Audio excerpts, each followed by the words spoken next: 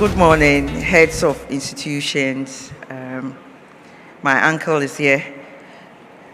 He's the advisor to the Minister for Science, Technology, Environment and Innovation. I know yesterday MoCD tried to say that we are the digital ones. It's not Mesty that is in charge of digital stuff. Distinguished guests, friends from the media, ladies and gentlemen, all protocols observed. Good morning once again. On behalf of the Honorable Minister for Communications and Digitalization, and on my own behalf, I welcome all of you to the MoC Day. And it's going to be a week-long activities heralding the 2021 Ghana Innovation or Ghana Digital Innovation Week. It's been a great honor to be associated with such a noble activity, one that seeks to transform the fortunes of our dear country in the shortest possible time. The theme for today is GovTech and Digital Inclusion, which aptly puts government agenda in perspective in terms of the digital transformation agenda. One of the focus areas of this agenda is innovation, because we believe that the success with the employment and application of technology will depend on the ability of people to innovate, bring more efficiency into the work processes, improve productivity, and ultimately generate revenue for government. Distinguished guests, you will agree with me that information and communications technologies have in recent times become an indispensable tool to attaining the United Nations Sustainable Development Goals, Agenda 2030. It is to this realization that the Ministry of Communications and Digitalization, through its agencies, is pursuing the Ghana Digital Agenda, now referred to as the Digital Transformation Agenda, which has seen the implementation of a number of remarkable projects. Topmost amongst them are the Girls in the ICT Initiative, e-government initiatives, development of mobile money interoperability platform, the development of e-government platforms, digitalization of company registration process at the Registrar General's Department, construction of community information centers across the country, digitalization of vehicle registration processes at the DVLA, establishment of state-of-the-art business process outsourcing center, which is dubbed the Accra Digital Center, among many others.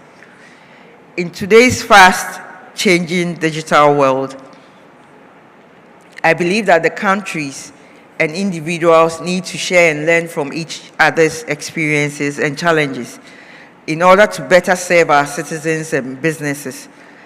We cannot waste resources reinventing the wheel when others have done it and made significant progress.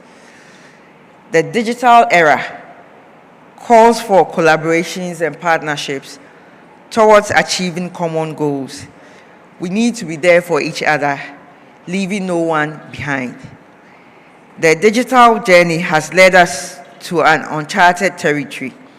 There is high mobile penetration rate, pervasive connectivity, massive computing power, and the constant generation of data that have allowed us to do much more with digital technology.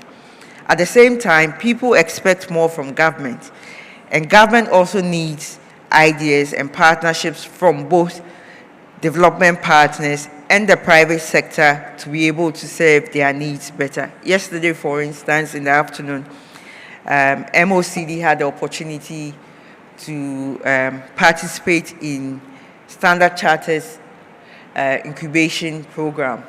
And we asked them that we need to collaborate to know who needs what, because government has resources for entrepreneurs, and it will be a very good idea to know what they are doing and to link people up to the funds and other resources that government has made available. But the question is, in what direction do we go? I'm sure many of you seated here, public sector leaders and experienced ICT practitioners, have your own professional interpretations of digital government. But even so, I think our end goal is similar: to make an impactful and sustainable difference in people's lives. For example, having a digital parliament would allow citizens to know exactly what goes on in parliament. You can have your say. You can reach your MPs at any point in time. MPs can have virtual meetings and wouldn't have to have the excuse of maybe it's raining in my constituency and there is a log on the way and I can't make my way to parliament. Or most often, we have students coming to parliament to see what goes on in parliament. And if we have everything digitalized in parliament, through a conference, a virtual program, the students can easily see what goes on in parliament. They don't need to travel hours to come to parliament, only to have a 30-minute adventure of what goes in there. So all these are some of the digital projects that government is embarking on. As we meet to discuss on topics and issues of present interest, I call on all other speakers to be more forthcoming with innovative ideas that will transform our dear country into an information-rich, knowledge-based economy driven by information technology, artificial intelligence. We hope to be able to create an enabling ICT ecosystem that ensures that all citizens participate in the development process, particularly females that form about 50.7% of Ghana's population, which is according to the 2021 Ghana Population and Housing Census. I know some people are saying that now MoCD is all about girls in ICT. But I must say that we are proud of this project and the impact that we are having. We've had the opportunity to, in the past couple of months, reached out to about 70,000 young women, 60,000 from the high schools, about 3,000 from primary to JHS, and about 150 tertiary students. And from our discussions with them, the interest is there, but maybe they haven't had the opportunity for someone to tell them that, oh, you can also do it. They only see men. And in fact, when we went around, the teachers that we took along to teach them coding and ICT and all other topics were men. So we were questioned on that you are promoting these careers where the young girls should aspire to, but you come along with men. And we easily tell them that that's the point that we are trying to make, that there are certain careers that can also be taken up by our young, abled women. But please don't worry, we have other programs for the disabled, the youth, all those marginalized people in society. So it's not just about girls in ICT, but we have other projects coming up.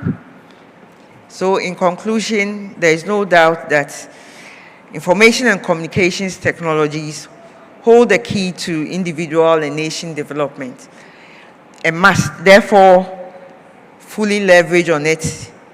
And Ghana wants to achieve the United Nations Sustainable Development Goals of Agenda 2030, and ICT is one of the ways to help us achieve that.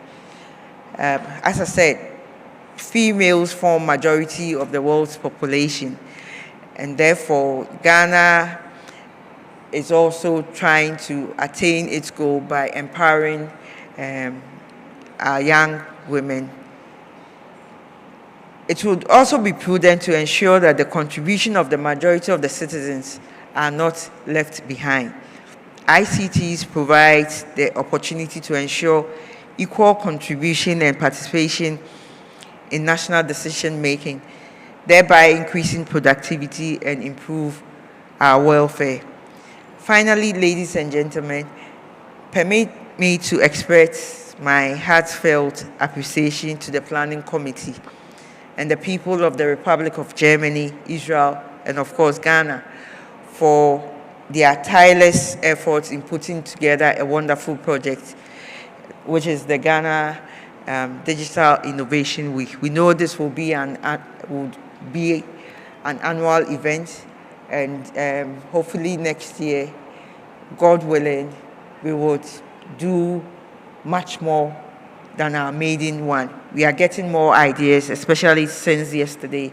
We've seen what other countries are doing, and we believe that in making sure Ghana is the center of technology for the West African countries, we will do much, much better next year. So pardon us if certain things don't go right for you. All your suggestions and contributions are welcome. We are willing to know more and do much more for you. So on this note, we look forward to learning from each other and share our experiences and expectations in best practices.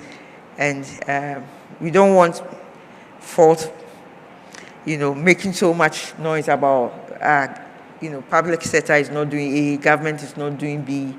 Make meaningful suggestions, and I know MoCD, we are willing to do much more for Ghana. So once again, thank you very much, and we hope to have a very fruitful day. Thank you.